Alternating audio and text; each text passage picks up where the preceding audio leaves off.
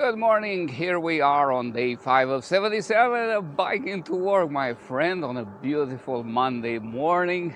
Today, I want to share with you a couple of insights into why exercise is important. I know you know it, but I'm hoping that with the thing that I share with you here, I manage to stir not just your curiosity and desire to know more, but your motivation so you can do more of this exercise for your health, for your quality of life. And the first thing that I want to touch on has to do with the health span. You know, we all want to extend life, but we want quality of life, right? We just want to have that enjoyment, the ability to do the things that we like, not just to live longer. And in that respect, it is a well-known fact in various studies in multiple places in the world that regular physical activity extends the lifespan, but even more importantly, it can extend the health span, the quality of life. We are talking about up to 10 years of extra life and a significant number of years, depending on the study, in extension of the quality, the healthy years of life with regular physical activity. And one of the mechanisms by which exercise is acknowledged to do that is by extending the telomere length. Telomeres are parts of the chromosomes, of the units that carry the DNA information in our cells. And at the end of each of those, there is a section of non-coding DNA. DNA that does not code for any protein or anything like that. And its whole purpose is to serve as a buffer, as a protective region at the end of each of those chromosomes, so that when the cells divide, as they do throughout life in all tissues, the coding portions of the chromosome are not vulnerable, are not exposed, so to speak.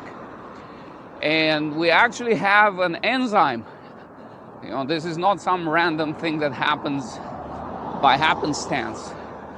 By design, we have a protein in our cells, in our bodies. It's called telomeres. And this telomeres, its purpose, its function is to promote the preservation and the extension of these telomeres, of these end sections of the chromosomes. Well, you can find a whole bunch of studies, dozens, and you know, some are like in any other domain, some are better quality, some are worse, but even systematic reviews of the best such studies have shown that regular physical activity, to the tune of at least 30 minutes of walking a day, would increase, actually do increase, or at least preserve the length of telomeres by activating this telomerase enzyme, as well as by reducing the oxidative stress and the inflammation. So here you have it. If you want to live not just longer, but have better quality of life, more enjoyment in life, you want to take advantage of this life-saving, life-extended, quality of life extended effect of physical activity. Speaking of enjoyment, the second thing I want to touch on today has to do with how can we make exercise more enjoyable, because it's like a bitter medicine for many. Yeah, I know it's good for me, but I just don't feel like doing it. And when I do it, it doesn't feel good. And why is that? Well, in fact, if you do it right, you should actually feel good after exercise, because it activates certain endorphins in the body, and those create a state of almost euphoria, of well-being. It gives you a boost in your mood. We talked about its antidepressant, anti-anxiety effect last time, and that is part of that.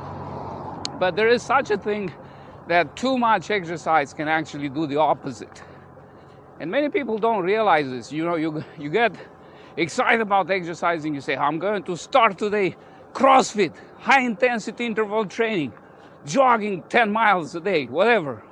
I shoot for the stars, right? That's okay.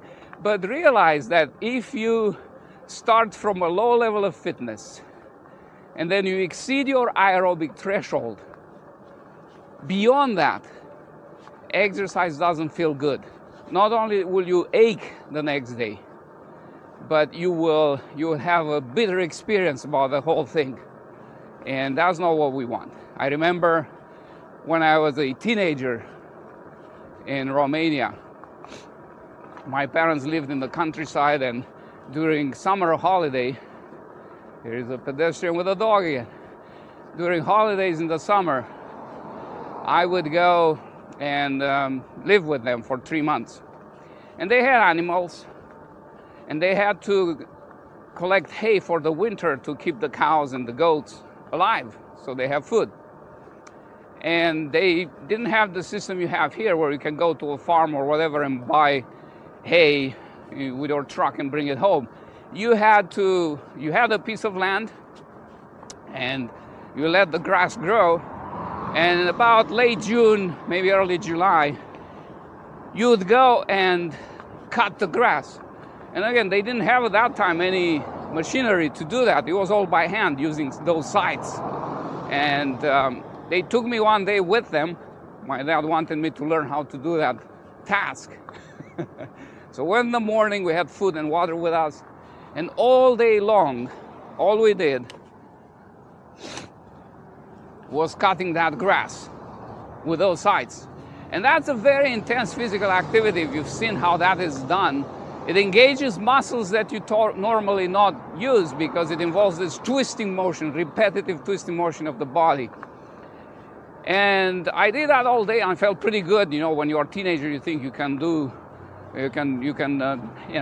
are invincible. Except next morning when I woke up from that, that was a level of exercise that it was far from what I was doing before, much more intense and prolonged. Next morning, I could not get out of bed. I felt like a truck or a train had hit me. Every fiber in my muscles was hurting. I was done. So that's an illustration to show that if you overdo it, it's not going to be a good experience.